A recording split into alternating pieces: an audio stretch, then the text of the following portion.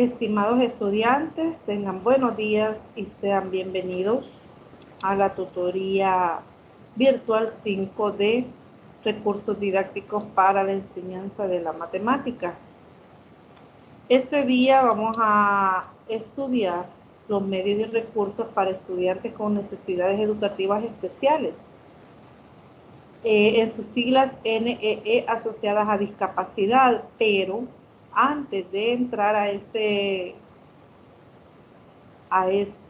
desarrollo de este contenido, quiero recordar alguna información que ustedes ya la saben, pero de igual manera quiero recordarlas, y es en relación a la entrega de las tareas.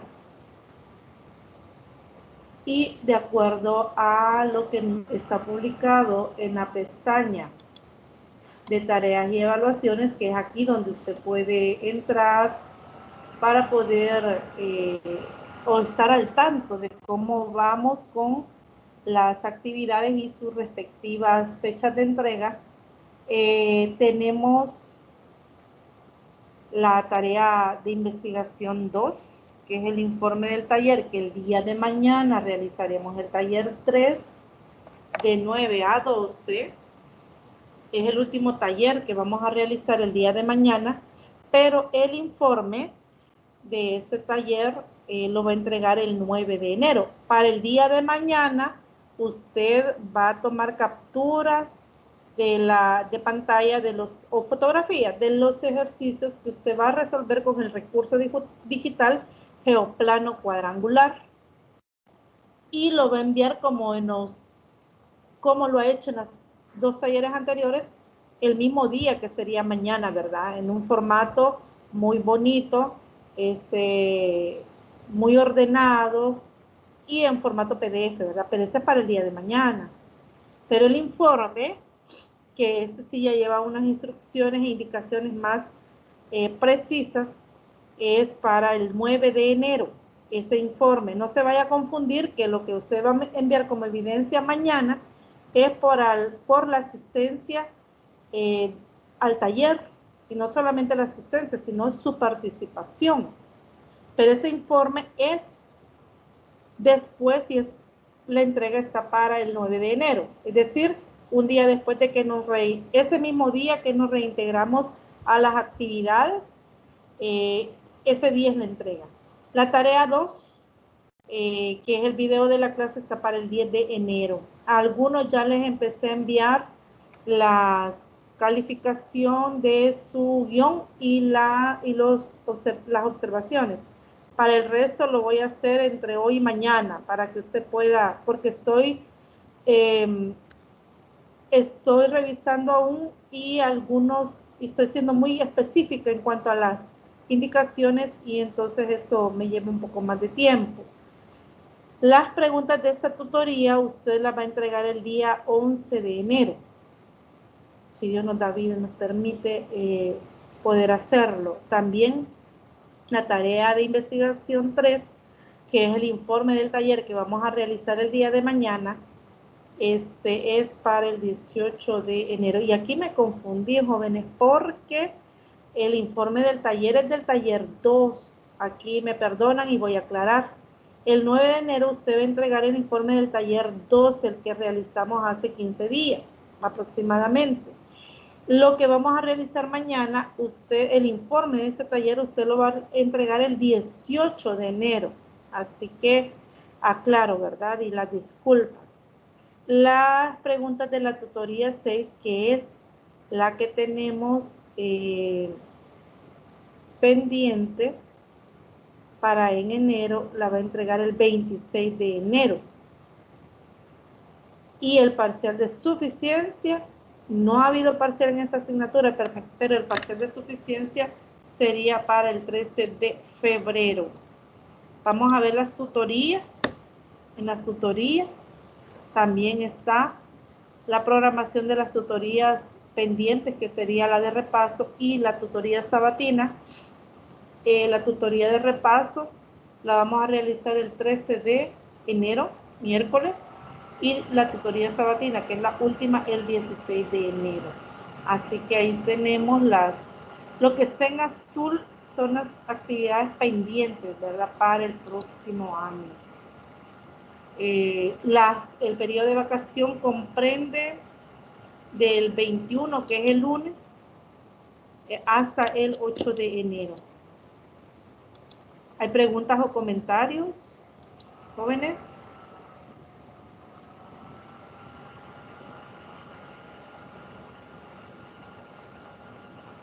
No me queda claro eso del parcial de suficiencia.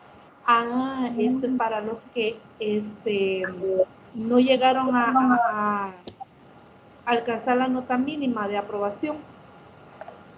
Es decir, no la vamos a hacer todos, no. Solo los que nos quedemos. Sí. Gracias. Bueno, y no sé por qué se incluye, Rosita.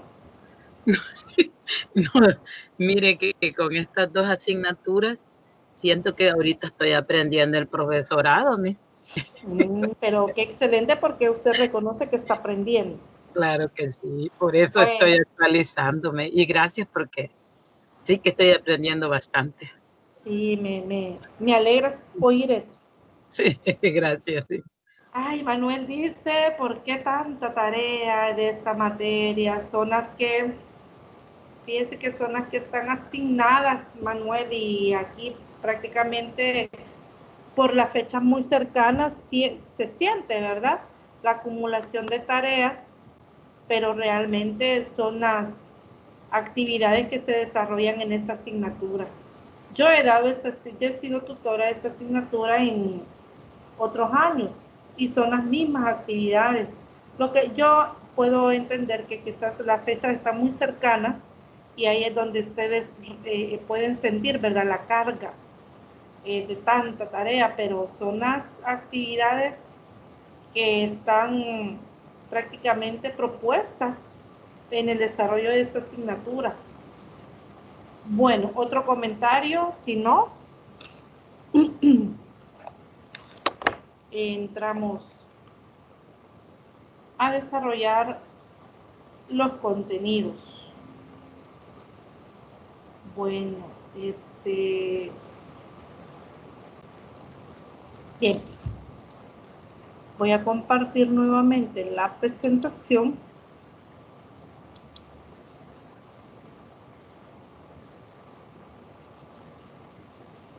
Acá. Les comentaba los contenidos, son 2 bloques de contenidos los que vamos a discutir. Si hay algún comentario, participación, de manera breve la puede realizar. Bueno, respecto a los medios y recursos para atender estudiantes con necesidades educativas especiales asociadas a discapacidad. En este material les recomiendo que lo lean, muy bonito como los otros materiales de recursos, nos amplían el conocimiento en cuanto al uso de los recursos. Los que ya somos docentes, de alguna u otra manera quizás hemos tenido la oportunidad de trabajar con niños que presentan algún tipo de discapacidad. Y en el ejercicio de la docencia, si usted no es docente, pero en algún momento usted va a tener que tener la necesidad de poder conocer los recursos para poder atender a estos estudiantes y poderlos involucrar dentro del proceso juntamente con los demás compañeros. Vamos a tratar con 3 tipos de discapacidad que reconoce el material. La discapacidad visual, la discapacidad auditiva y la discapacidad física. Entre otros, y luego el segundo bloque son los diferentes medios para poder atender a estudiantes con otras condiciones o otras necesidades fuera de estos que acabo de mencionar. Vamos a ver la primera parte, que es el capítulo, el 4.1, que son los materiales y recursos especializados para atender a los estudiantes con NEE, que vamos a entender que son estudiantes con necesidades educativas especiales. Primeramente, reconocer que, de acuerdo a Marín, existen diferentes tipos de deficiencias que producen a su vez diversas discapacidades en los individuos, dependiendo del área en que se ubique la lesión o se manifieste la discapacidad.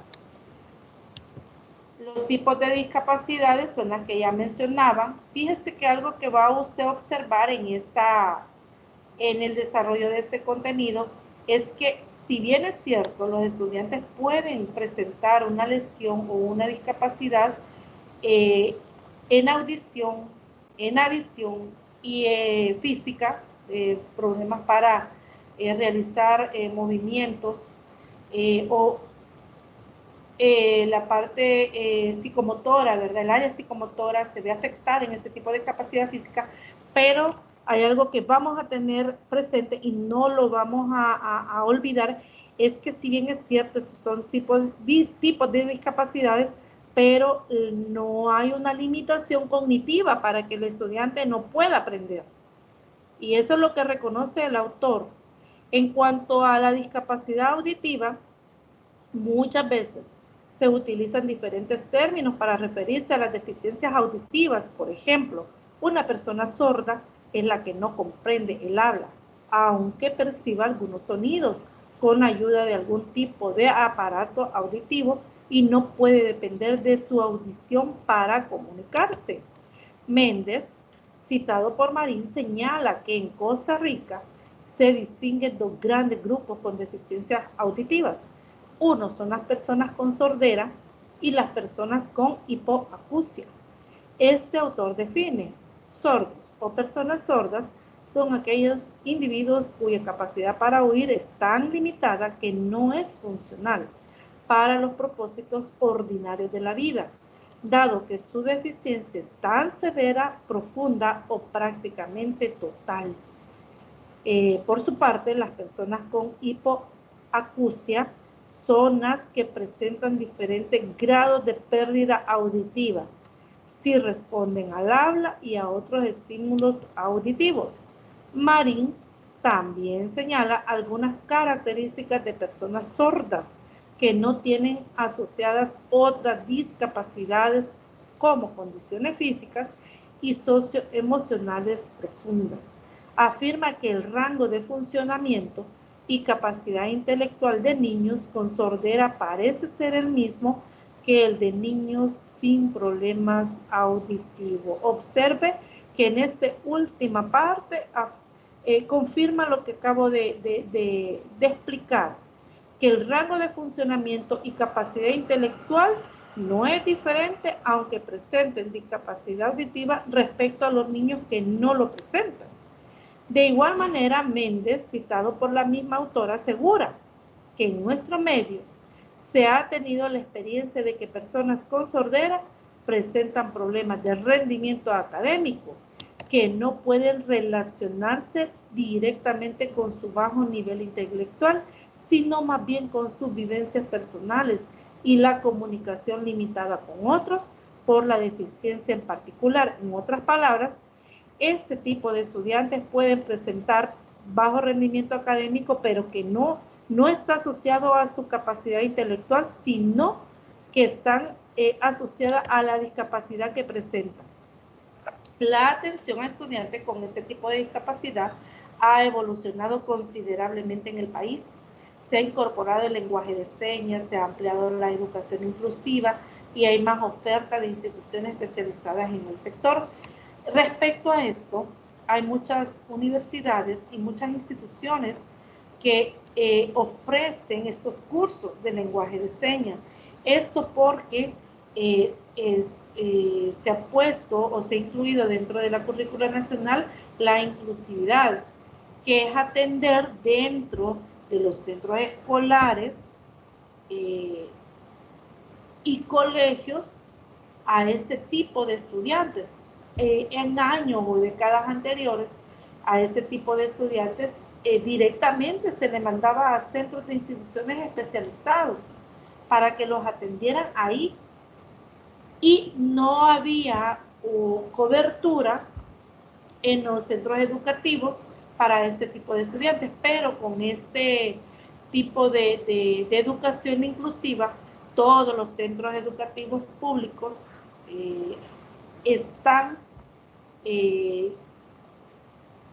llamados a atender a este tipo de estudiantes. No se les puede negar la matrícula por esta condición del estudiante. Por eso es que hoy muchas instituciones ofrecen estos cursos para poder capacitar a los docentes, y no solamente a los docentes, sino a aquellas personas que están directamente relacionadas con estudiantes con esta discapacidad.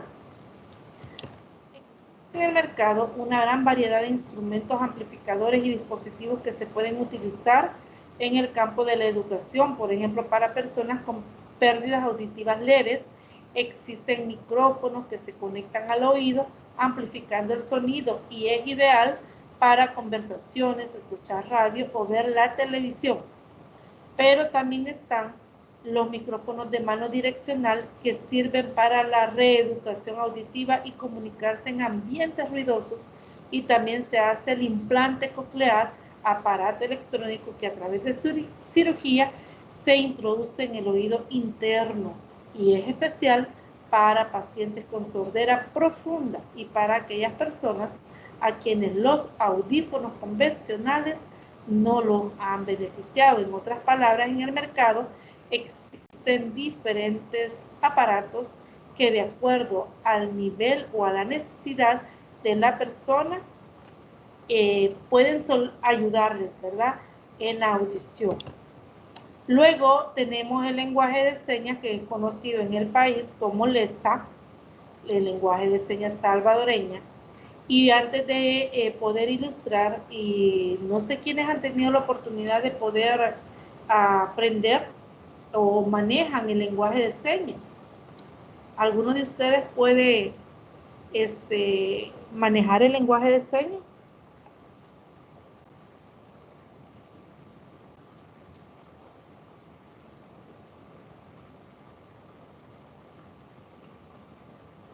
¿No? ¿No han tenido la oportunidad de aprender ese lenguaje? Yo aprenderlo al 100% no, pero conocí y manejé un tiempo un poco las letras, ¿verdad? Con las manos. Y porque fíjese que lo hicimos en tercer ciclo y no de forma honesta, porque así nos comunicábamos con las compañeras, nos comunicábamos y estábamos lejos a puras señas, con las letras en mano, ¿verdad? Con los dedos de las manos, con las manos, entonces nos comunicábamos. Entonces era para comunicarnos, que no escucharan la gente y no supiera lo que estábamos queriéndonos decir. De esa forma fue como yo sí conozco un poco, pero no manejo el lenguaje verdadero, que es el que necesita el alumno. Y como yo le dije la vez pasada, yo no soy maestra, así es que no he tenido esa necesidad y la obligación de realmente aprenderlo, pero sí es muy bonito y fue muy curioso cuando aprendí eso. Muy bien, o sea que en otras palabras ustedes lo ocupaban como un código para comunicarse. Sí, correcto, porque generalmente del 100% de las personas que tenemos nuestros 5 sentidos de forma normal, pues no lo conocemos. Y del 100%, tal vez el 0.01% tal vez de las personas lo podrán conocer. Entonces, nosotros era como código, pues entonces, porque queríamos comunicarnos entre nosotras, y entonces la gente no se enteraba que era lo que decíamos, que era lo que hablábamos. Muy bien guardado el mensaje. Así es. Bueno, gracias por su comentario. Licenciada. Dígame. Es que lo que es el aprendizaje del lenguaje de señas va por niveles. Está el nivel básico, el nivel medio, el nivel avanzado. Entonces, en mi caso, no lo respondía porque no se me activaba el micrófono en este momento, me acaba de activar. Solamente he logrado sacar el nivel básico. Mm. Pero son 3 niveles. ¿Cuántos niveles? 3, el 3. básico, el medio y el avanzado. Medio y avanzado. Sí, en el básico uno comienza aprendiendo lo que es el abecedario. Y ya también a medio a comunicarse un poco, termina comunicándose un poquito. Muy Porque bien. el examen lo hace el licenciado ahí, bueno, el que enseña, ¿verdad? Lo hace así, y él va diciendo las palabras a señas y los que estamos ahí como estudiantes estamos contestando con el lapicero lo que él quiere decir. Ah, mire, qué bueno. Gracias por compartir su experiencia, Elsie. Bueno, entonces, pero para el lenguaje de señas se ocupa el movimiento de las manos, ¿verdad?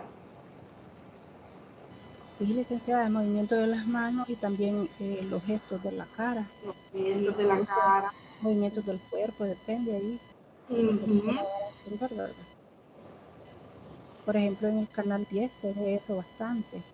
Ajá. Incluyen a la comunidad de, no se puede decir sordos mudos, porque sí se comunican siempre, ¿verdad? Pero incluyen con discapacidad auditiva. Ajá, así es. Gracias. Se puede decir sordos mudos. Sí. Fíjese que lo que usted me comentaba es cierto, hay gestos con mímica, ¿verdad? Se comunican y hay un lenguaje a veces personalizado. Cada persona, o sea, las personas que están más en contacto con ella, ¿verdad? Crean gestos que son, digamos, personalizados. E de tal manera el nombre de cada uno es que uno ya sabe ahí cómo es que hace la señal cada vez que se va a presentar, adquiere como una insignia ahí, ¿verdad? Así es, muy bien, gracias. Bueno, comentarles que la dactilología es la representación que se hace con las manos de cada una de las letras que componen el alfabeto manual. Y por este medio las personas sordas se pueden comunicar en el idioma español, por más complicada que sea la palabra.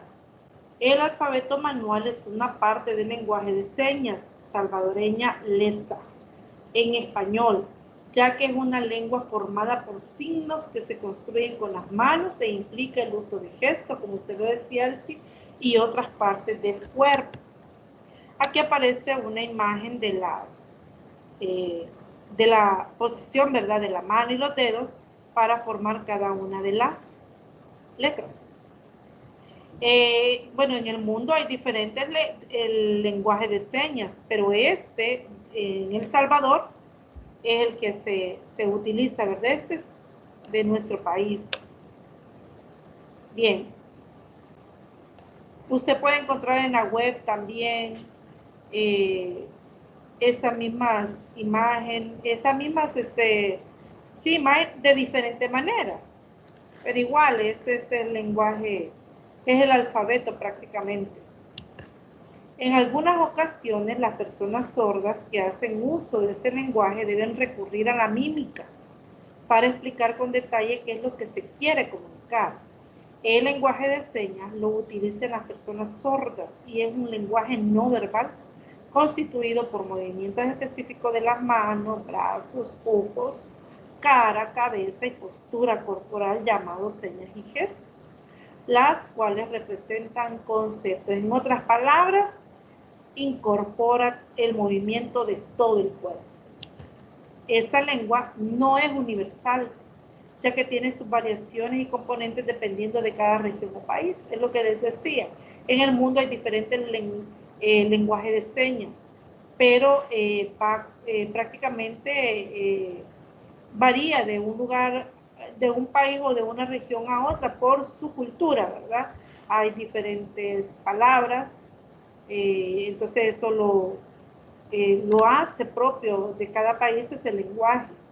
Es importante tener presente que el rendimiento académico no solo de los estudiantes sordos, sino que de los estudiantes en general depende mucho de su dominio de la lengua y de su capacidad para comunicarse. De aquí la importancia de que los docentes reciban algún tipo de capacitación en LESA para brindar la atención adecuada que ellos requieren.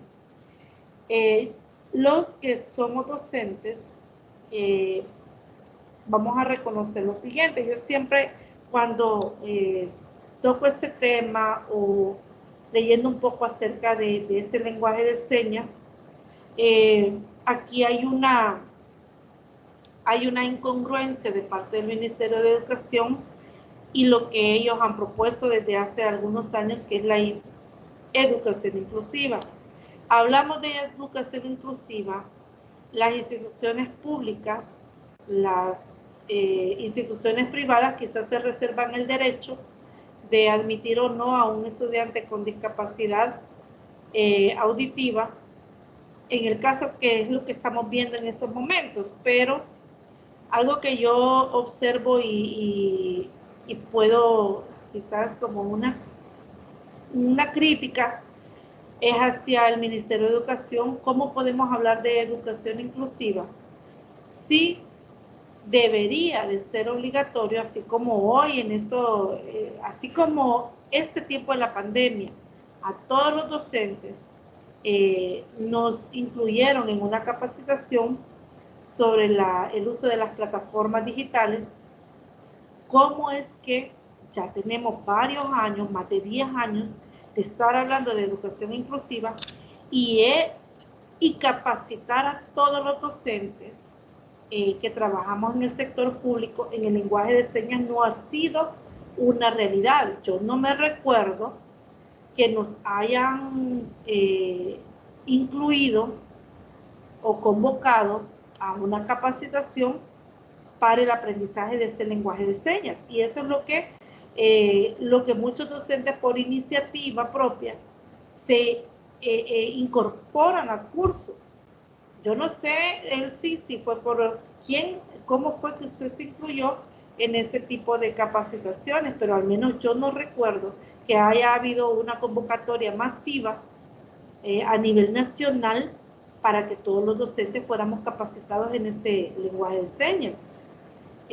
Además de, bueno, entre la discapacidad física, discapacidad visual, hablamos de educación inclusiva, pero los que son docentes y están en estos momentos en esta tutoría reconocerán que no hay las condiciones de infraestructura ni tampoco los recursos adecuados para atender a este tipo de estudiantes, pero a nosotros nos cae la responsabilidad de poderlos atender, pero no se les atiende como ellos merecen ser atendidos, con los recursos humanos capacitados, con los recursos didácticos y tampoco con una infraestructura adecuada para poder atender a estos estudiantes. Eso es como un comentario, porque siempre hablamos de educación inclusiva, pero no están las condiciones, ¿verdad? Ni un docente capacitado para atender a estos jóvenes y niños. Con estudiantes sordos se puede trabajar cualquier contenido matemático, ya que su sordera no influye en su capacidad cognitiva. Por eso es importante hacer uso de todos los elementos gráficos que se tenga a mano para comunicarse con ellos y hacer todas las adecuaciones necesarias que se requieran en la mediación pedagógica para el tratamiento de los contenidos. A este tipo de estudiantes se le debe de diseñar las actividades que él pueda realizar. Aún el docente, al utilizar recursos didácticos, debe de utilizar recursos didácticos en donde el estudiante pueda comprender lo que se le está explicando a través, como dice acá, de elementos gráficos, diagramas, esquemas, de manera que el mismo recurso didáctico por sí solo pueda transmitir el mensaje para que este tipo de estudiantes lo puedan comprender. Por ejemplo, en matemática y en el área de aritmética se pueden utilizar el ábaco, botones, palillos para que cuenten, entre otros recursos. De igual manera, en geometría, para el estudio de los sólidos, se pueden utilizar cajas, tarros, conos, entre otros. Observamos acá palillos de diferentes colores que usted hoy lo puede encontrar, por ejemplo, en las librerías, en Dollar City o en cualquier lugar donde usted pueda adquirir estos recursos, también el ábaco. Y fíjese que hoy estos tipos de materiales están al alcance de la mano, digamos, en cuanto a la economía, ¿verdad? No son muy caros y usted puede ir y identificar qué otros recursos también usted puede utilizar. Vemos acá también el uso de las fichas para la formación de cantidades. Acá se están representando las cantidades con las fichas, que es otro tipo de los recursos.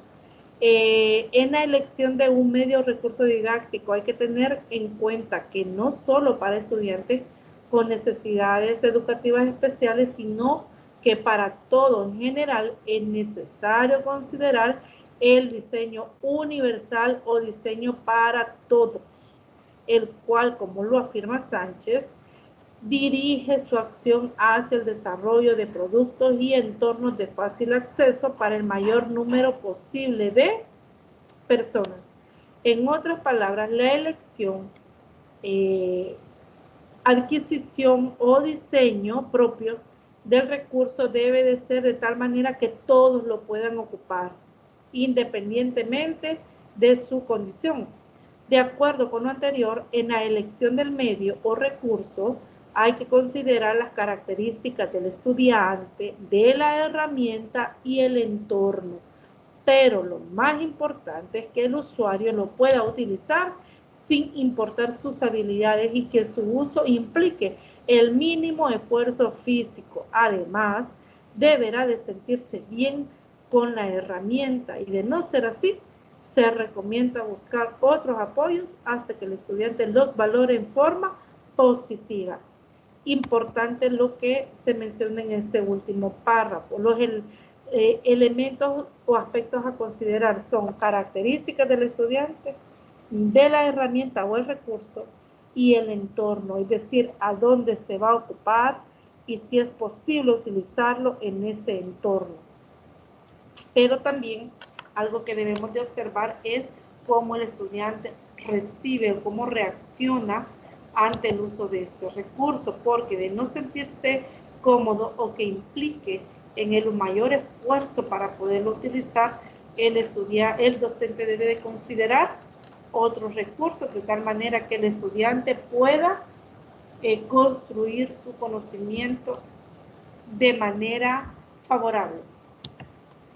Dentro de la discapacidad también otra que mencionaba es la discapacidad visual. Ramírez, citado por Marín, da una definición de la deficiencia visual desde el punto de vista educativo y señala que ciego es la persona que carece totalmente de sentido de la vista o que solamente percibe la luz, la cual le sirve para la orientación y movilidad y aprende principalmente a través de los sentidos del tacto y del oído. Los alumnos ciegos requerirán en su proceso de aprendizaje del uso de recursos que no tengan un formato de salida visual ni impreso, excepto si es con braille. Y para aquellos con baja visión, recursos con formato de salida con una tipografía de letra más grande y con negría, así como de otros recursos ópticos o tecnológicos que le permitan maximizar en la medida de lo posible la baja visión que poseen. Observe usted que llama a una persona con discapacidad visual no solamente es aquella persona que carece totalmente del sentido de la vista, sino aquellos también que presentan baja visión. Para ese tipo de estudiantes, el docente tiene que tener, y ahí es donde hacemos uso del diagnóstico importante, porque una vez se identifica a los estudiantes que tienen problemas o discapacidad visual, se les puede ubicar en un lugar donde si tiene, por ejemplo, baja visión, situarlos adelante, por ejemplo, en los primeros lugares de ubicación de los pupitres o las mesitas, utilizar con ellos material o recurso didáctico que sea la letra grande, los dibujos grandes, marcados en negrita si van a ser ilustraciones de esquemas, si vamos a ocupar colores, que estos sean, ¿verdad? De tal manera que no en el estudiante no provoque una dificultad para poderlo visualizar, sino que se le facilite a él aún a pesar de su discapacidad. En el caso que los estudiantes presenten una ceguera total, debe de utilizarse otros recursos de tal manera que puedan visualizarse con braille, ¿verdad? Este tipo de escritura. Fíjese que el año pasado, si no me equivoco, se llevó a cabo una convivencia con docentes de matemáticas de los diferentes departamentos, en donde pudieron compartir su experiencia para enseñar matemática, como lo hicieron. Algo que llamó mucho la atención fue de un docente de la zona de Oriente que expuso su experiencia, compartió su experiencia con estudiantes con este tipo de discapacidad. Y resulta que este docente prácticamente mandó a traducir los libros en mate en sistema braille para que los estudiantes pudieran tener acceso a estos libros, pero en este formato.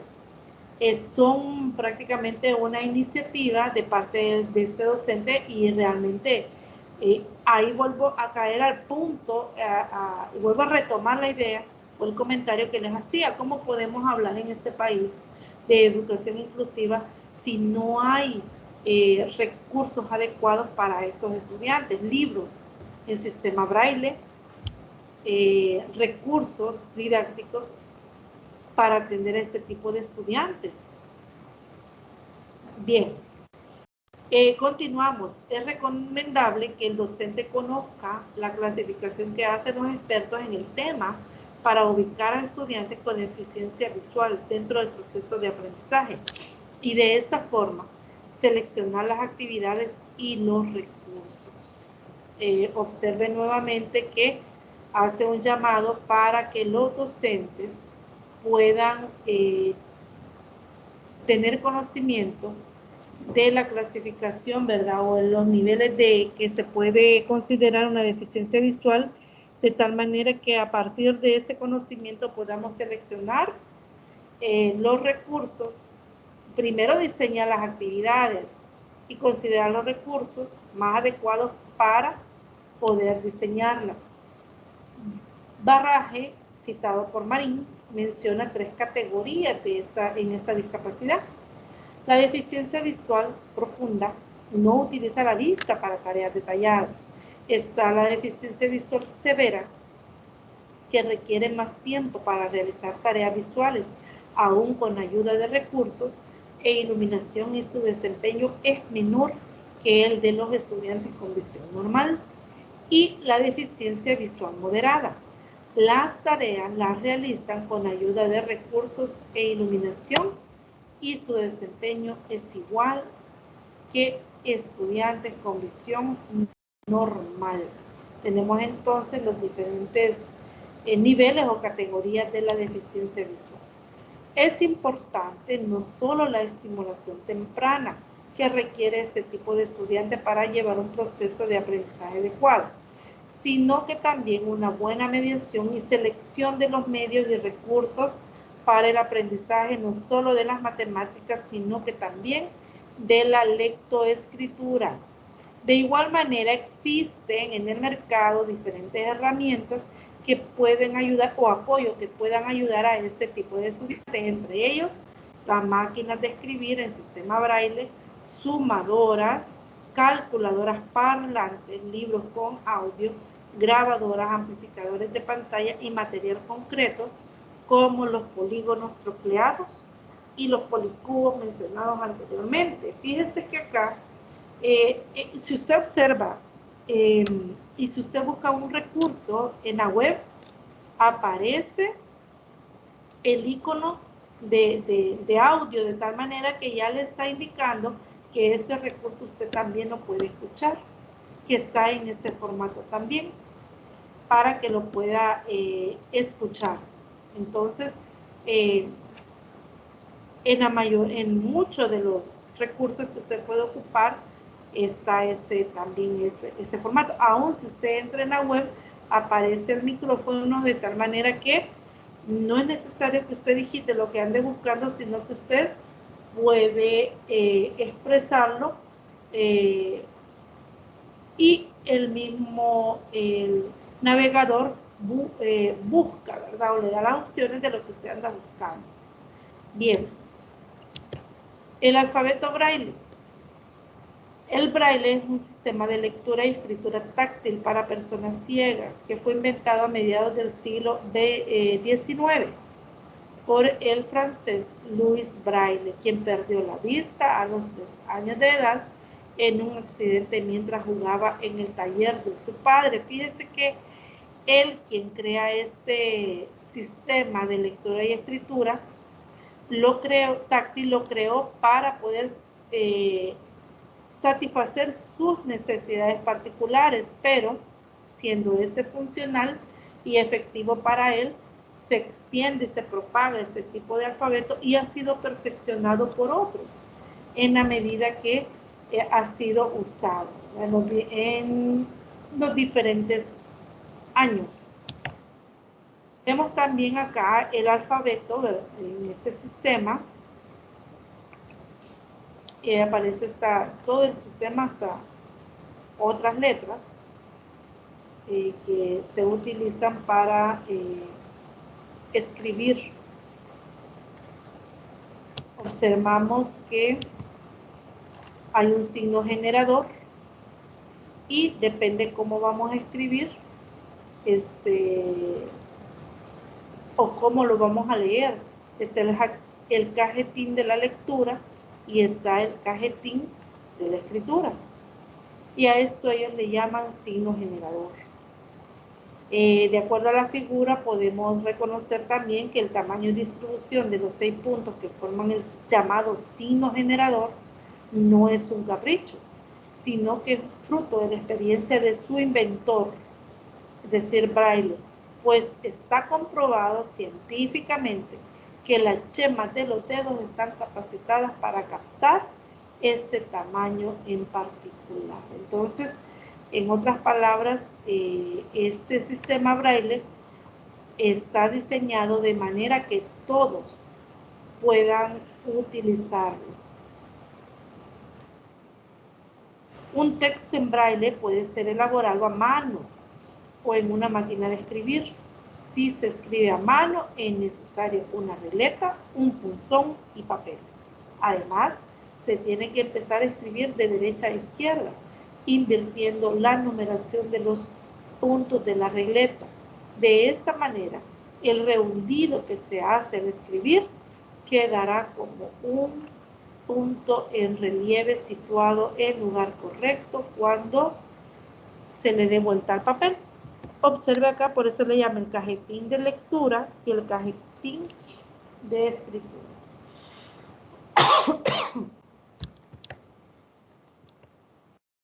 ¿Quién me colabora y lee, por favor, esta diapositiva?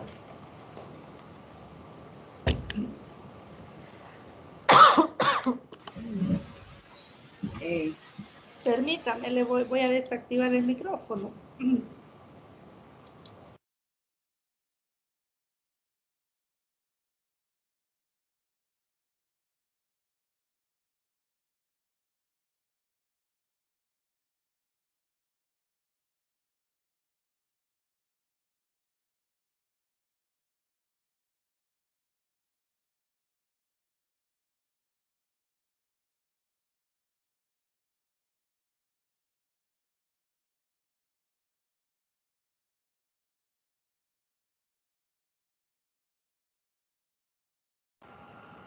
Hola, ¿quién me va a colaborar en leer, por favor?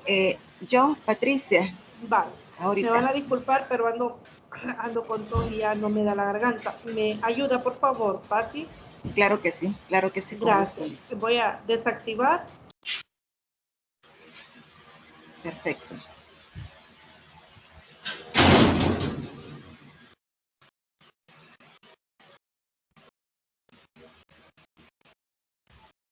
Máquina de escribir Braille. La máquina de escribir Braille contiene 6 teclas, una para cada uno de los puntos de la regleta generador de Braille, un espaciador, una tecla para el retroceso y otra para el cambio de línea. El modelo más utilizado es el Perkins Braille y se fabrica en Massachusetts, USA, en Estados Unidos, por la Perkins School of the Blind. Las teclas pueden usarse cada una por separado o bien simultáneamente, construyendo de esta manera la combinación de caracteres que constituyen un elemento braille de una sola vez. En la figura 4.10 se muestra una máquina para escritura braille.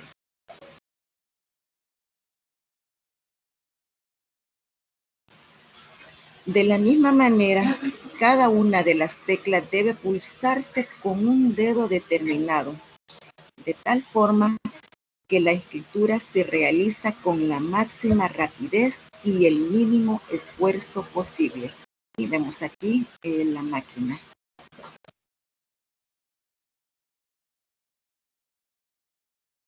Continuamos con la impresora Braille. Esta impresora es un dispositivo electrónico que permite imprimir desde cualquier computador textos e imágenes simples en papel y otros soportes parecidos de la misma manera que se hace con la regleta y el punzón. La impresora Braille no difiere en mucho de una impresora convencional. Tiene una bandeja de entrada y otra de salida, aunque su tamaño es un poco mayor que los modelos convencionales debido al tamaño del papel que utiliza.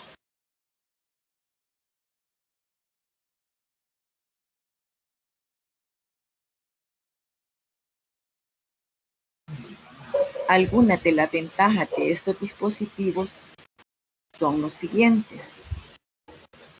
Tenemos aquí 3 numerales. 1.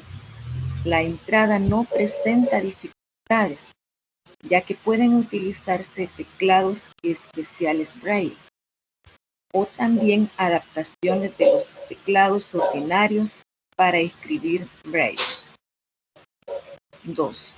Estos instrumentos permiten al usuario una visión alternativa en el sentido que implica un reemplazo de una determinada entrada sensorial, o sea, la vista, por otra, que es el tacto. 3. Con este tipo de dispositivos, los estudiantes ciegos pueden utilizar los mismos materiales de lectura y participar en las mismas lecciones que el resto de sus compañeros videntes. Qué curioso, ¿verdad? Muy bonito. 4. Con estos dispositivos, los estudiantes ciegos pueden aprender a deletrear y a pronunciar los sonidos de cada letra de las palabras al mismo tiempo y de la misma manera que el resto de sus compañeros. 5. Este tipo de recursos permite una mayor interacción de los estudiantes ciegos con el resto de sus compañeros videntes. 6. En una máquina de escritura Braille, la lectura se puede realizar en forma inmediata sobre lo que se ha escrito. Ahora Algunas de las desventajas de estos dispositivos son los siguientes. Tenemos aquí 3. 1. Los equipos electrónicos de escritura Braille son sumamente costosos y no están al alcance de todos los centros educativos. 2. En algunas situaciones, estos recursos no son prácticos en el sentido de que no pueden cargarse por su peso y tamaño y dependen de la electricidad para poder funcionar. 3. Requiere de cierto entrenamiento para su funcionamiento.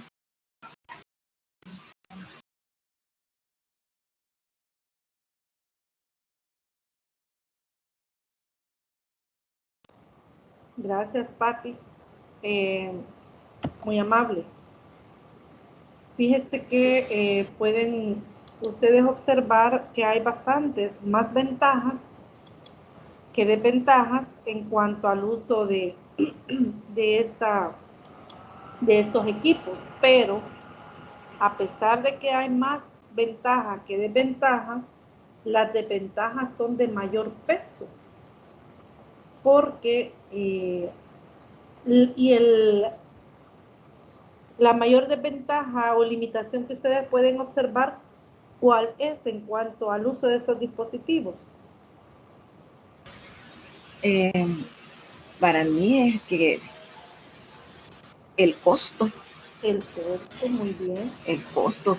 Y lo otro es que, bueno, si es costoso para las instituciones educativas, tal como lo he leído, no digamos ahora para una familia, más en nuestros tiempos, ¿verdad? En nuestra sociedad, aquí en nuestro país, pues el dinero realmente pues estamos que no nos alcanza. Pero digamos que con mucho esfuerzo una familia consigue pues adquirir uno, pero tal como lo dice, el andarlo cargando pues tampoco no es muy práctico, ¿verdad? Porque el peso por su tamaño y aparte de eso que a donde lo va a utilizar hoy muchas instituciones no quieren que ni tan siquiera el celular carguemos, se cargue. Entonces imagínense ahora pues también utilizar este equipo que no sabemos la cantidad de energía que puedas utilizar, ¿verdad? Así es que sí son dos características bien fuertes como para que sean desventajas, tal como usted lo manifiesta, licenciada, que son bien fuertes, bien poderosas, grandes. Así es, muchas gracias, Patti, por su comentario. Y no sé si ustedes, bueno, los que ya somos docentes, yo he escuchado a algunos docentes cuando hay capacitaciones que expresan que los directores ni siquiera la computadora les permiten utilizar y como que monopolizan el uso de los recursos tecnológicos. Imagínense ustedes este tipo de recursos si los tuvieran. Bueno, realmente no sería para todos los centros educativos, ¿verdad? Sino aquellos centros educativos que tuvieran a este tipo de estudiantes. Pero imagínense, en el caso que hubieran 2 estudiantes con esta discapacidad en un centro escolar, para el Ministerio de Educación implicaría un gasto que para ellos sería sumamente exagerado, y porque es costoso, ¿verdad? Este tipo de equipo es muy costoso y considerarían que es mucho gasto en correspondencia al número de estudiantes quienes serían beneficiados. Aquí hay muchos aspectos, ¿verdad?, que se pueden considerar como para no considerar la adquisición.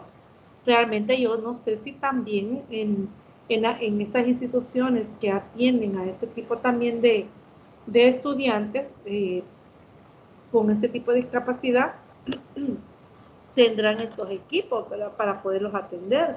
Pero como se menciona, ya el Patti lo leía, hay muchas más ventajas que desventajas, pero estas, ¿verdad?, por su naturaleza son las que limitan la adquisición y el uso de estos equipos.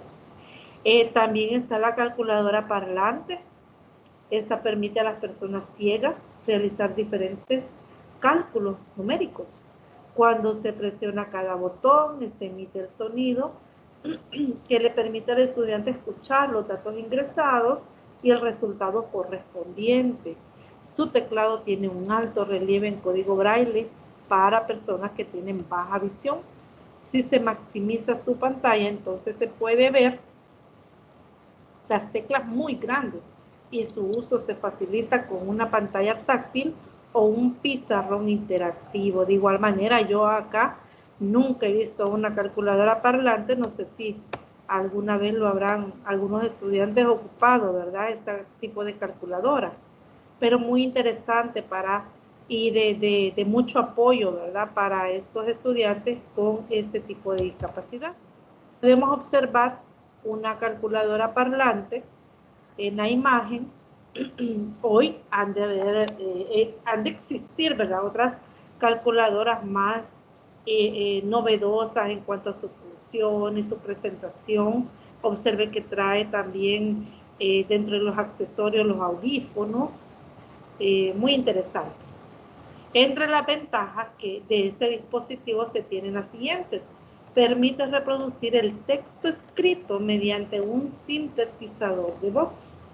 Tienen mucha rapidez en la realización de los cálculos. Permite simplificar tareas de cálculo. Al verificar resultados y corregir errores, motiva al estudiante a realizar tareas exploratorias y de investigación. Su inserción es factible en la misma etapa y ciclo educativo que los estudiantes videntes. Observe que ellos pueden ir en la misma, digamos, en la misma manera que los estudiantes, los otros compañeros videntes avanzan, ellos también pueden ir avanzando en cuanto a su aprendizaje.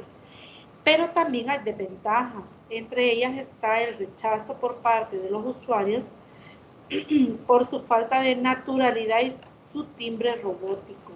Hoy, en la actualidad, posiblemente ya hayan calculadoras parlantes que hayan superado esta desventaja.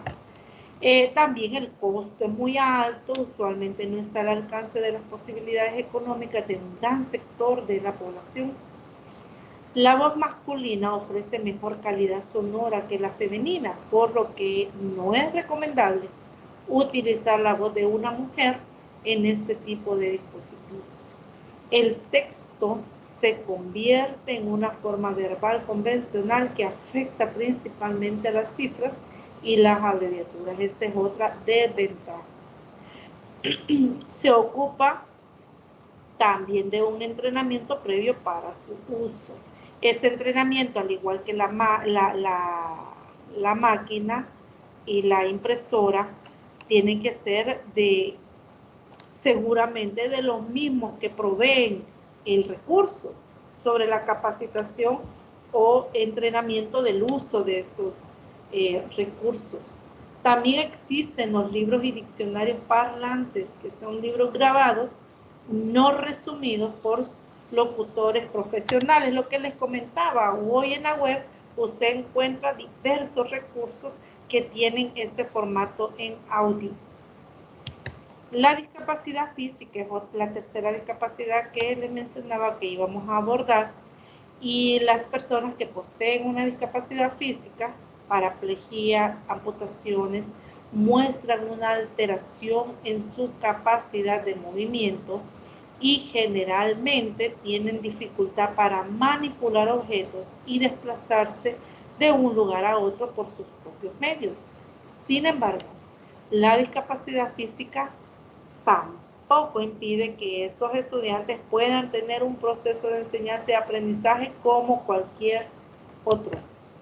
De acuerdo con Marín, para dar un apoyo educativo a este tipo de estudiantes, el docente debe facilitar la estabilidad del estudiante dentro del programa escolar y sugiere adaptaciones en los contenidos, la metodología, el mobiliario y los recursos didácticos. En otras palabras, es necesario, es indispensable la adecuación curricular en diferentes aspectos, tanto en infraestructura como en la ambientación del aula y primordialmente también en la planificación, y esto se evidencia en cuanto al uso de los recursos didácticos. Entre los recursos o apoyos tenemos las ayudas técnicas y software. Patti, por favor, me ayuda a leer, por favor. Claro que sí, licenciada. Un gusto. Ayudas técnicas y software. Existen otros materiales especializados para atender a los estudiantes con necesidades especiales, no solo en su proceso de aprendizaje, sino que también en su vida cotidiana. Camacho, 2006, define ayuda técnica al elemento requerido por una persona con discapacidad para mejorar su funcionalidad y garantizar su autonomía. Bien, gracias, Patti. Buena la orden. Les voy a comentar, se me había olvidado que aquí hay la entrega de una tarea y hay 3 preguntas. 3 preguntas que vamos a ver dónde tengo estas preguntas. Acá están. De igual manera las voy a dictar porque son parte de la tarea. La pregunta 1, que es la que ustedes pueden observar en la presentación, como parte de la presentación,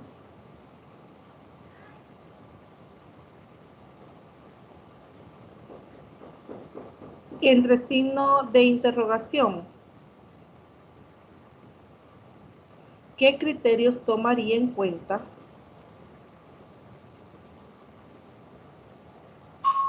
en la elección de un medio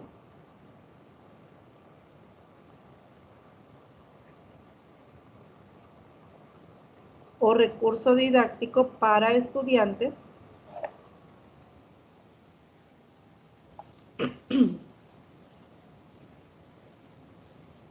con NEE, que es necesidades educativas especiales?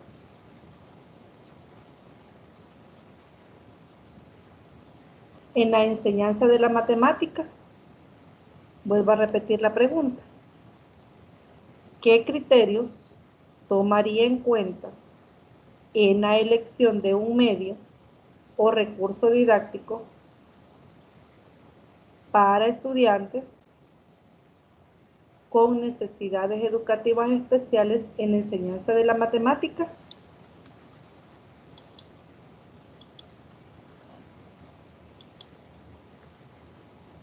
¿Anotaron la pregunta?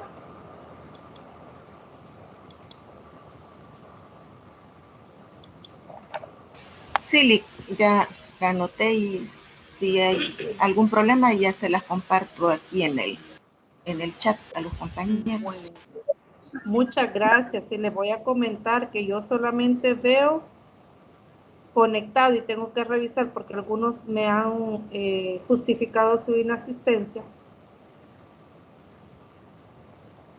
pero solamente los que han justificado y ustedes que están presentes pueden entregar la tarea. Eso es algo que ya les comentaba, ¿verdad? Porque la asistencia a la tutoría es de carácter obligatorio y para tener derecho a la entrega de la tarea. Bueno, muchas gracias, Patti, por su apoyo. Veamos luego entonces los software para estudiantes con necesidades educativas especiales. También tenemos los recursos digitales, las tecnologías que hoy por hoy están en auge, ¿verdad? Y hay muchos recursos, muchos apoyos en esta área y también para estudiantes con necesidades educativas especiales. Y estas contribuyen a mejorar la comunicación, la mediación, los procesos de enseñanza y aprendizaje y de evaluación en este tipo de estudiantes. El empleo de una computadora requiere, en la medida de lo posible, poseer un buen sentido de la vista y el oído e intactas las capacidades manipulativas para procesar la información por medio de las diferentes interfaces como la pantalla, el teclado, los periféricos, los comandos, menús, carpetas, iconos, entre otros, ¿verdad? Que hoy en la actualidad hay otros diferentes tipos de interfaces. En cuanto a matemática, ustedes ya conocen, han oído, han manipulado, algunos han realizado tareas también utilizando diferentes software. Con estos software se pueden estudiar diferentes tópicos, no solamente relacionados con las matemáticas. Por ejemplo, además de estudiar fracciones, conjuntos, números enteros, geometría, se pueden desarrollar contenidos de geografía, ciencias, vocabulario, todo esto en varios idiomas, y puede ser utilizado por estudiantes sordos. Si se estudian las operaciones aritméticas básicas, el estudiante debe haber interiorizado los diferentes signos a utilizar. Y partiendo de este supuesto, el uso del software matemático tendrá la misma funcionalidad para todos los estudiantes, pues el alumno sordo y el que tiene baja visión requieren de elementos llamativos y concretos para un mejor estudio. También con el uso de este software se benefician aquellos estudiantes que presentan déficit atencional o problemas de aprendizaje, que este es otro de los aspectos que vamos a abordar dentro de un momento.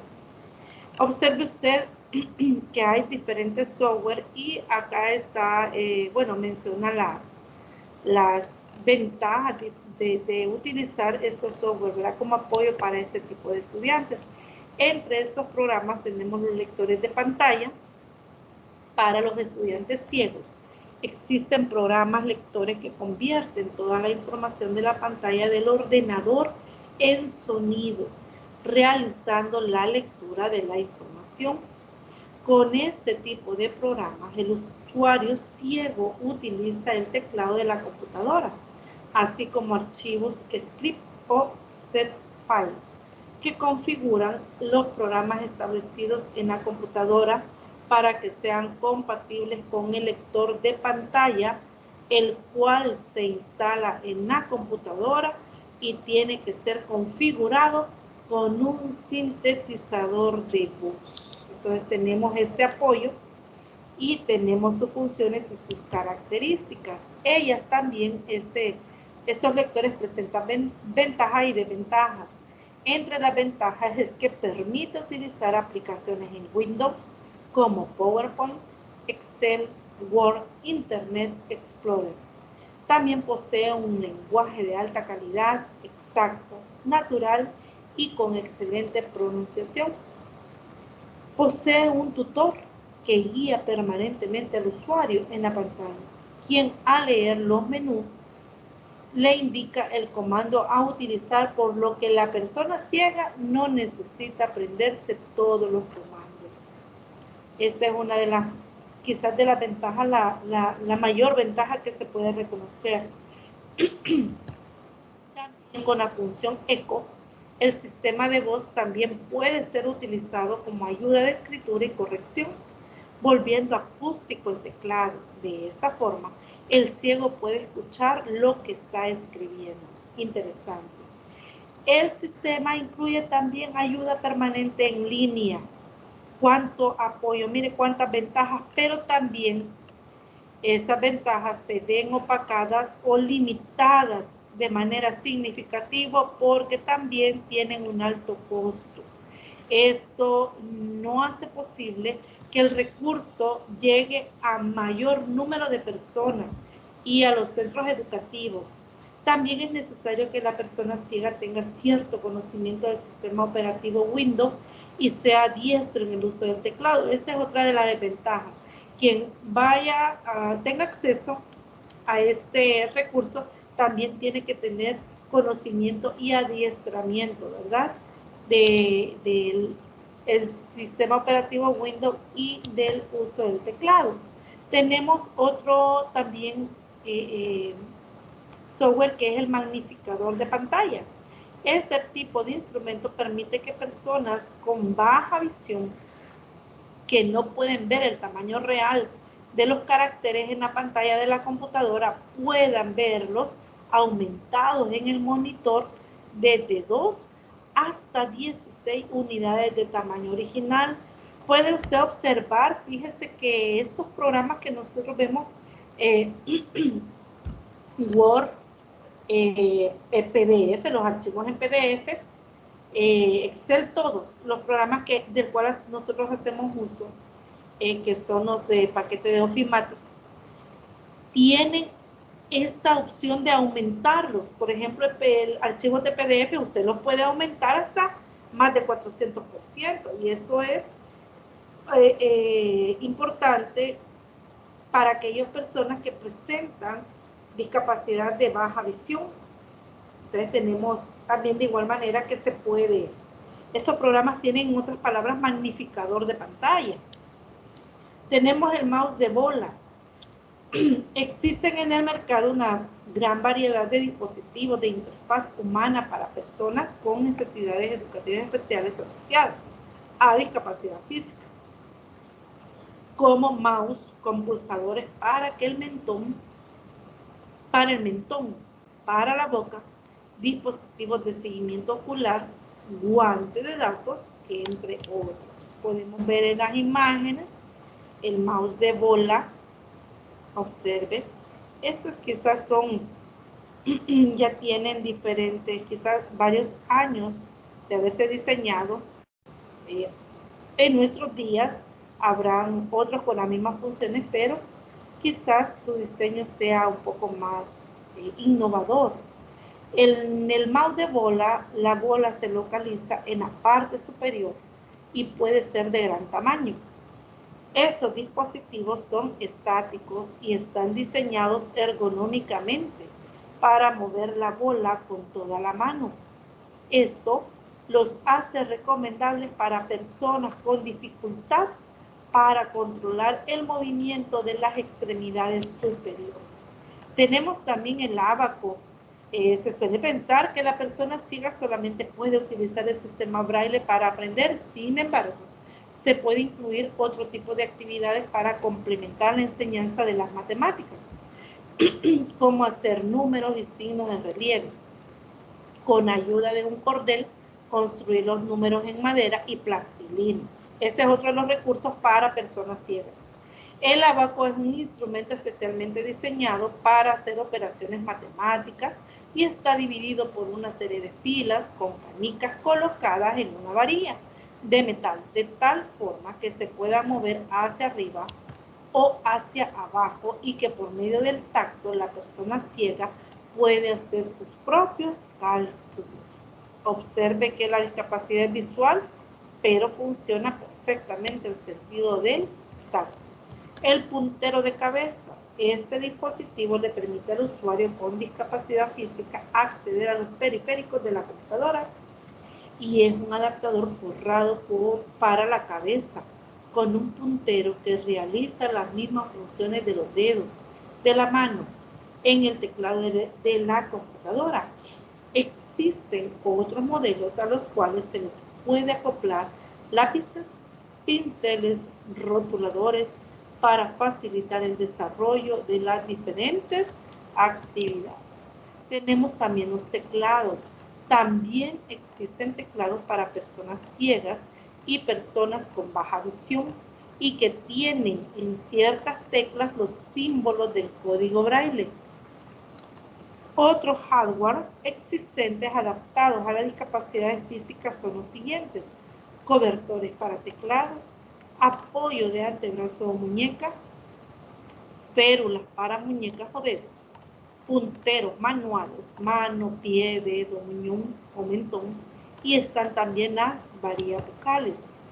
Y finalmente tenemos otro que son los teclados ergonómicos reducidos, ampliados para barrido de conceptos y programables.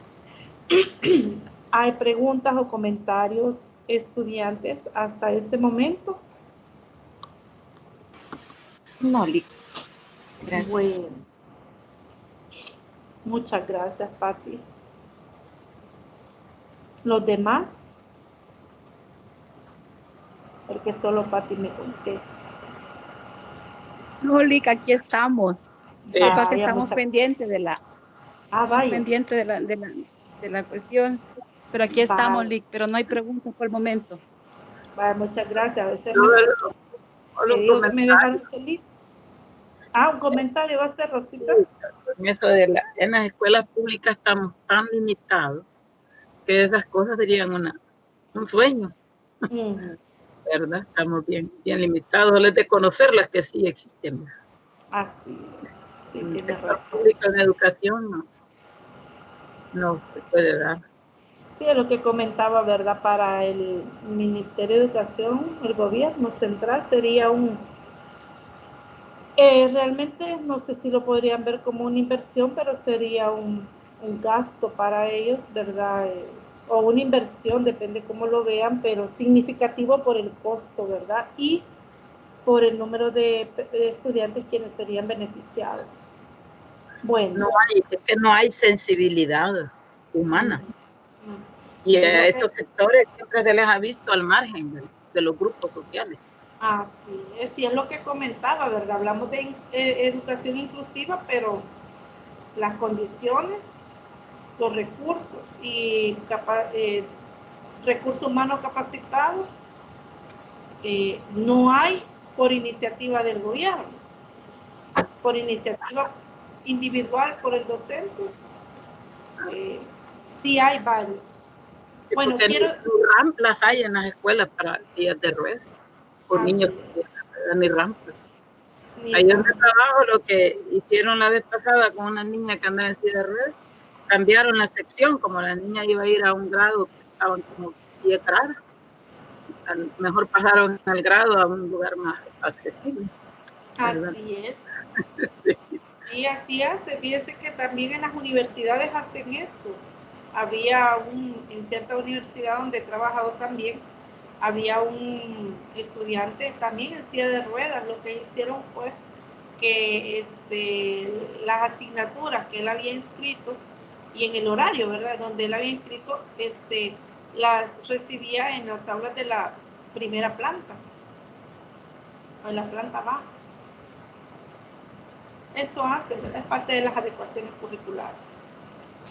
Pero no en todo realmente se puede solucionar, pues, o sea, buscarle a veces una solución. Fíjese que cuando uno de mis hijos estaba como en 5º grado, lo que usted menciona, que hablan de educación integral hace mucho tiempo ya, ¿verdad? Sí. Y obligaban a los colegios privados pues a que deben de, como usted dice, matricular a todo niño que llega, y llegó un niño con cierto déficit, no sé si era TDAH o si era autismo, pero cuando nosotros hablamos con la directora, ella nos manifestó que el Ministerio de Educación los estaba obligando a que tenía que inscribir al niño. El problema era que el aula ni la profesora estaba capacitada para atender a un niño con el problema que tenía, porque era un tanto agresivo, nunca estaba sentado.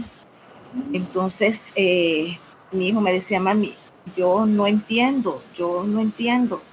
Y mi hijo es bien exigente con él mismo. Entonces, y si sacaba menos de 8, que 8 ya era mala nota para él, entonces él lloraba y ya no quería ir al colegio. Entonces fue una frustración para todos ese año, porque no pudieron adecuar tampoco ninguna condición para el niño, pues, o sea, porque no pudieron. Entonces no siempre, y entonces lo que usted mencionaba antes, ¿verdad? Que es muy importante que estemos capacitados, pero tampoco las autoridades no lo hacen, pues, porque las señas, o sea, para entender a la persona que tiene dificultad auditiva, o sea, no es obligación, y eso de años y años debió haber sido ya esta obligación. para que el profesor, el educador, pues lo maneje y así mucho más, pues y sí cuesta porque las capacitaciones tampoco las quieren dar ellos y muchos maestros tampoco las quieren tomar por iniciativa. Así es.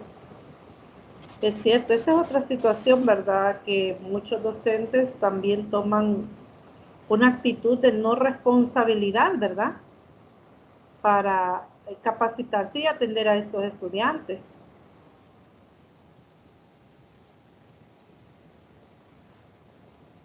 Es bien complejo y todavía nos falta mucho, pero como hemos estado en los foros con los compañeros, pues hay que hacer esfuerzos y poner de nuestra parte. Y yo en esa época yo decía, híjole, mi hijo, ¿verdad? Yo veía por mi hijo, pero después me puse en los zapatos de la mamá del otro niño y me quedé, qué frustración para ella no poder ayudar de otra forma también a su bebé. Entonces, es bien duro también. Sí, es bien duro. Es bien, mire, si hablamos de este tema hay tanto, ¿verdad? De qué hablar, tantos casos. Como digo, el Ministerio de Educación, ¿verdad? Bueno, y fíjate, ¿sabe qué es lo curioso?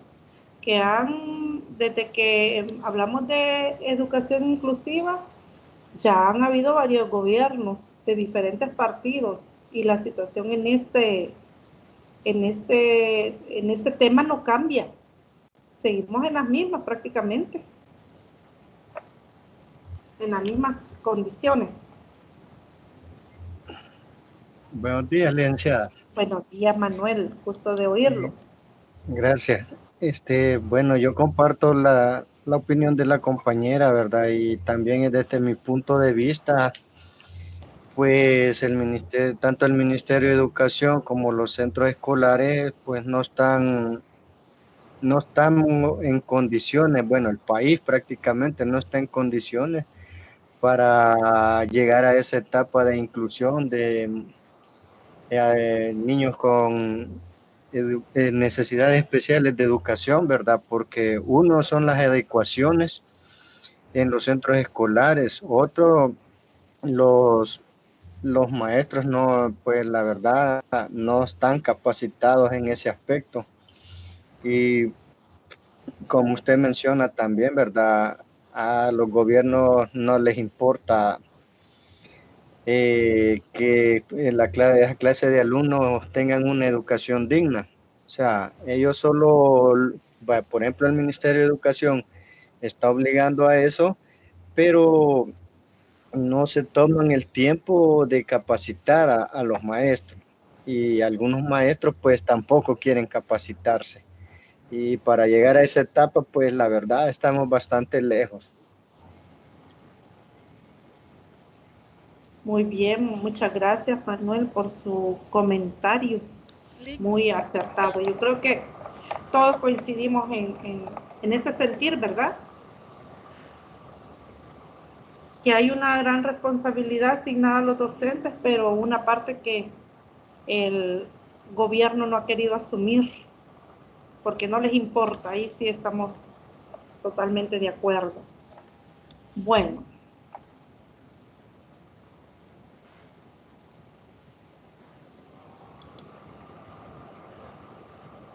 ¿Les puedo dictar la segunda pregunta? Sí, por favor. Bueno. Sí, estamos listos. Bueno, siempre entre signo de interrogación, ¿qué estrategia metodológica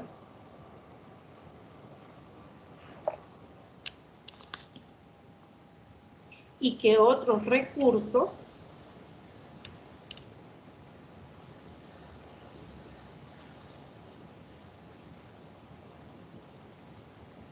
utilizaría usted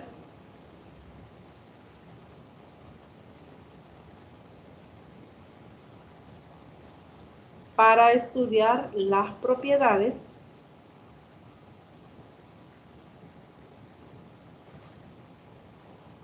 de los paralelogramos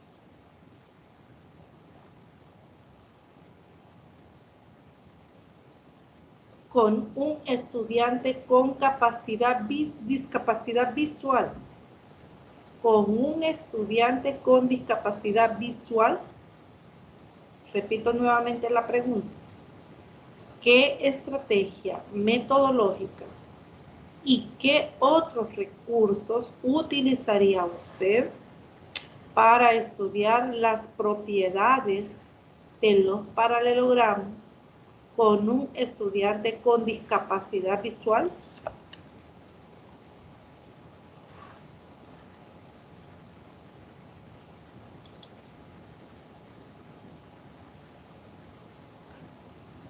Bien, anotamos la pregunta.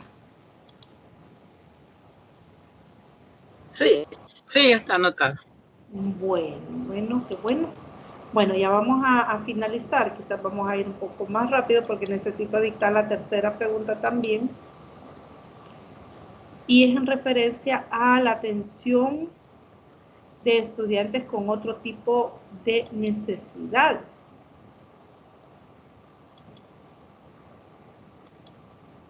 Y ese es el otro bloque.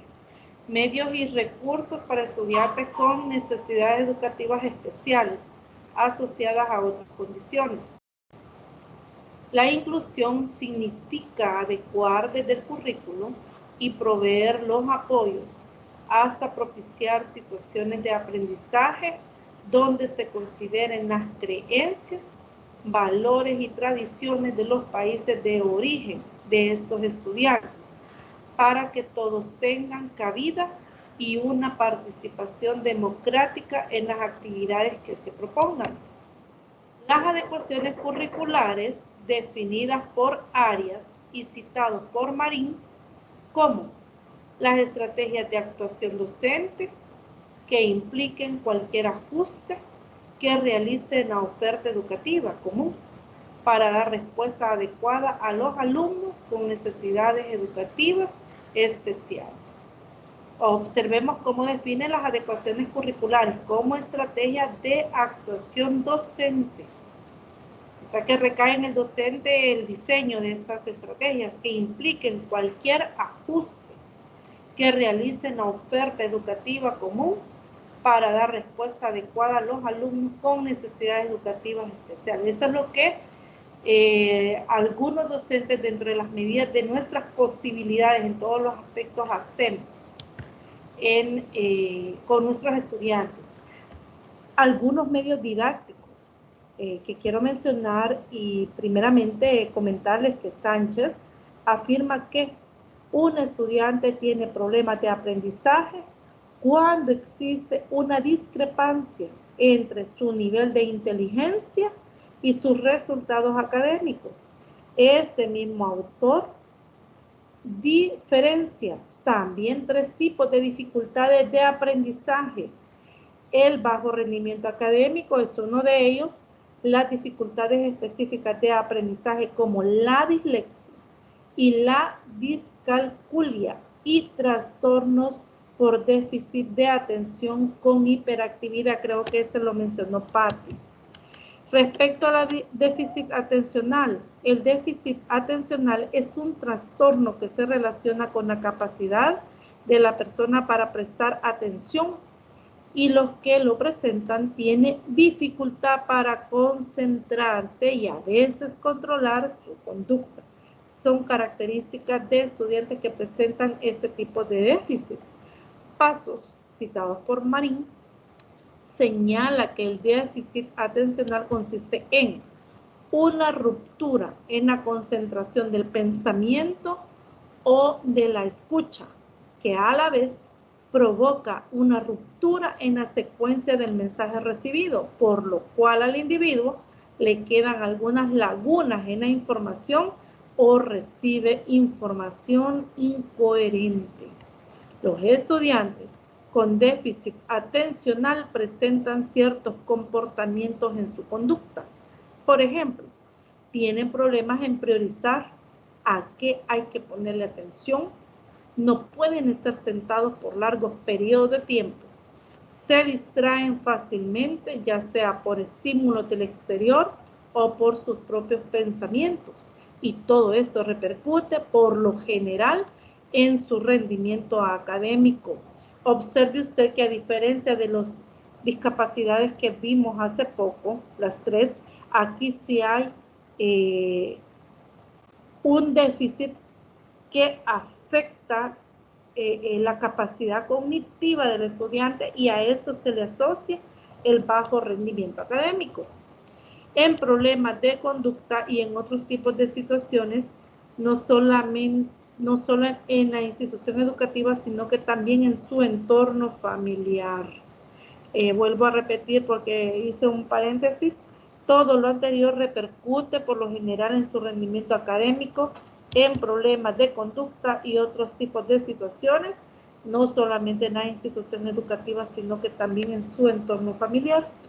Los estudiantes con déficit atencional que se muestran inquietos se les considera hiperactivos. Por lo general, hablan rápido, su pensamiento es divergente, es decir, que no va encauzado a un solo pensamiento. Dicen cosas incoherentes, utilizan malas palabras en su léxico y en algunas ocasiones se oponen a todo, pero también se da el caso de estudiantes con déficit atencional que son muy pasivos y que requieren de atención por parte de los docentes. Ellos ocupan de más tiempo para hacer las cosas y se les clasifica como hipoactivos.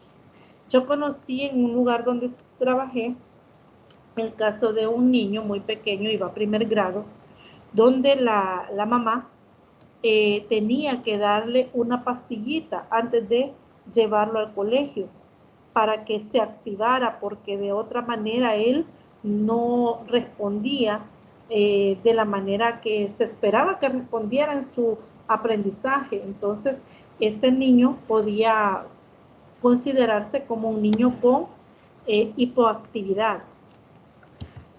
Marín señala 4 características que presentan los estudiantes con déficit atencional. Uno de ellos es la falta de atención y distractibilidad. Son los que no pueden concentrarse en una sola cosa y no prestan atención. Está la imposibilidad. Tienen dificultad para pensar antes de actuar y no miden las consecuencias de sus acciones. También están los que presentan dificultades para lograr recompensas a largo plazo. No pueden trabajar por periodos largos.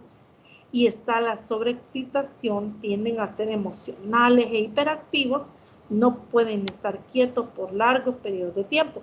Así que si nosotros observamos estudiantes que presentan actitudes que no están dentro de las actitudes de la mayor parte del grupo, podemos sospechar o pensar que presentan déficit atencional en cualquiera de estas 4 que se presentan.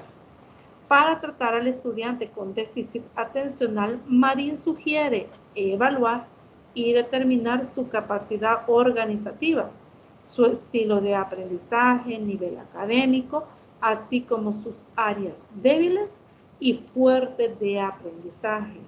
El docente puede hacer uso de su iniciativa para implementar situaciones de aprendizaje donde pueda apoyarse en elementos usuales como esquemas, fotografía, video, rotafolio, entre otros.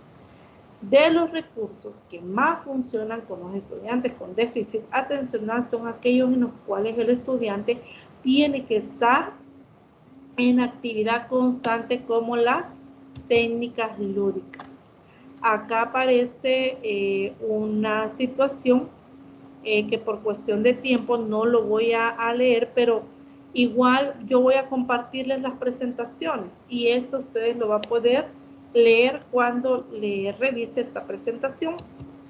Tenemos otro tipo de niños que son los sobresalientes en el salón de clases y parece que ellos son los que terminan más rápido las tareas y se aburren, se inquietan, pero cómo tratarlos a ellos y cómo convertir este talento o que ellos tienen de tal manera que se vuelva no un problema para los compañeritos ni para el docente dentro del salón de clase, sino que se pueda convertir en una fortaleza y cómo poder también servir de apoyo a estos niños para el trabajo con sus compañeros. La USOE, citado por Marín en sus siglas, plantea la siguiente definición. Los niños talentosos y sobresalientes son los que, identificados por profesionales calificados, manifiestan la virtud de habilidades extraordinarias y son capaces de un alto rendimiento. Ellos requieren programas educativos diferenciados o servicios más allá de los normalmente brindados por programas regulares de trabajo escolar para realizar su contribución a sí mismos y a la sociedad. Clark, también citada por Marín, señala algunas características que poseen estos niños talentosos en el área cognitiva.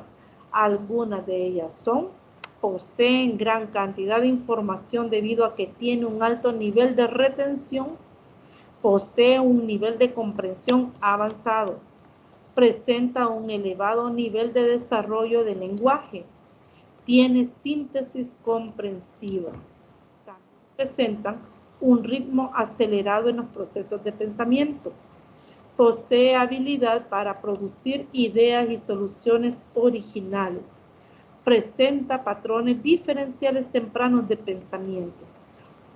¿Qué hacer con estos niños o estudiantes que tienen estas habilidades o son estudiantes talentosos?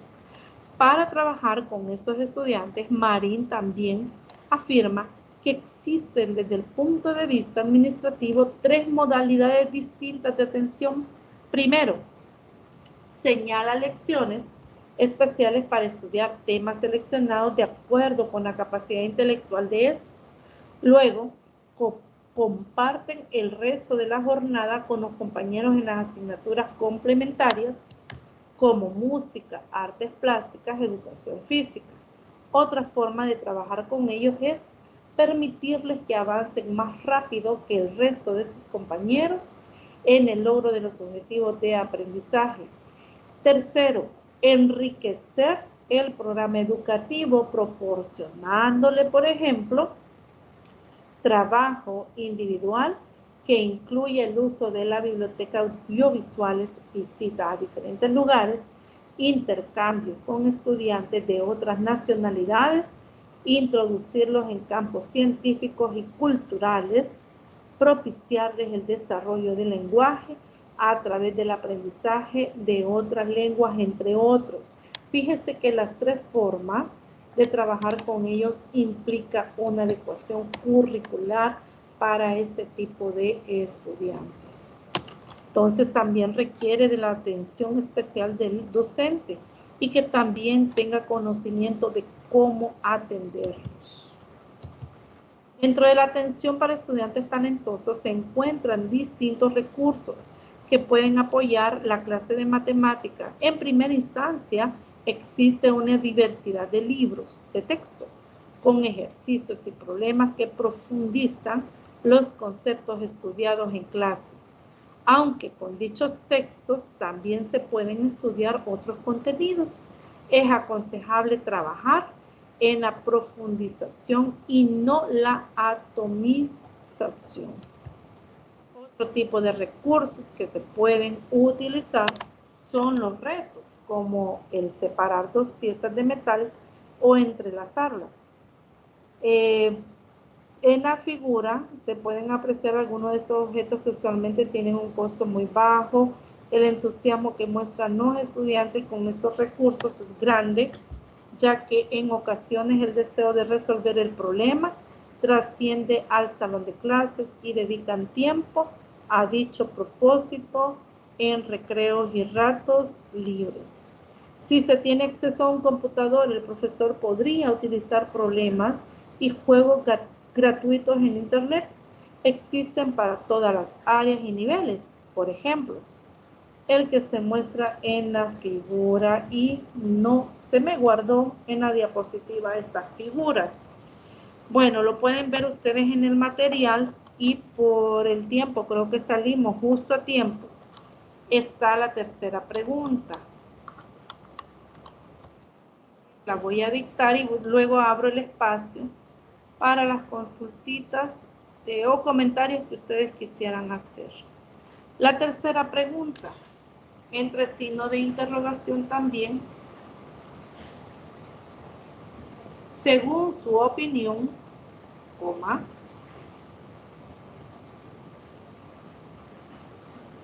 ¿qué es lo que debe hacer un profesor de matemática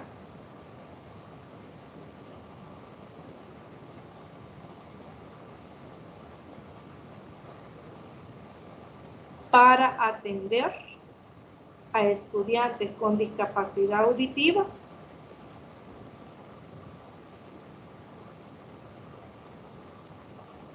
Vuelvo a repetir la pregunta. Según su opinión, ¿qué es lo que debe hacer un profesor de matemáticas para atender a estudiantes con discapacidad auditiva? Y cerramos, ¿verdad?, con signo de interrogación esta pregunta. ¿Hay comentarios?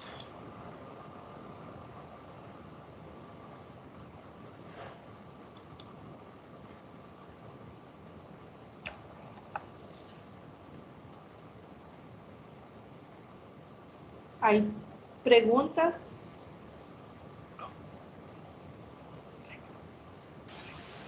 No, Lic. Gracias. Bueno, entonces yo les voy a compartir, llevamos cinco tutorías sabatinas, ¿verdad? Sí. Bueno, de estas hemos avanzado ya para el segundo bloque, que sería la otra parte, con 2 tutorías sabatinas. Les voy a compartir la presentación de la tutoría 4 y las 5, se las voy a compartir en el grupo de WhatsApp.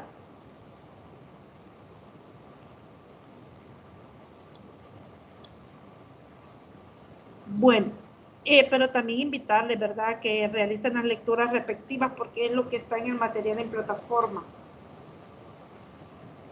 Lic, solo un comentario. Sí.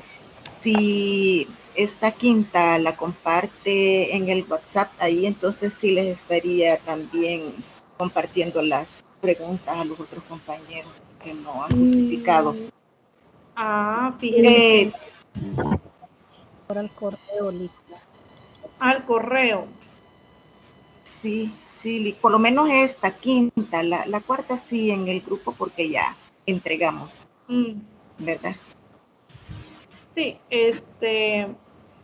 sí, aunque fíjense, sí, la voy a compartir en el correo, aunque aquí no, si ustedes se fijan, las he dictado, ¿verdad? Pero igual, fíjese que aunque usted le compartiera a un compañero que no, porque es buena persona, son amigos, le compartiera las preguntas, como yo tengo la asistencia, ¿verdad? No se las podría calificar de igual manera. Le digo porque pasa eso, ¿verdad? Que no me justificaron y como vuelvo a repetir, ya se lo he dicho, en los reportes que uno elabora, uno informa cuántos estuvieron, quiénes asistieron y quiénes justificaron su inasistencia y quiénes no.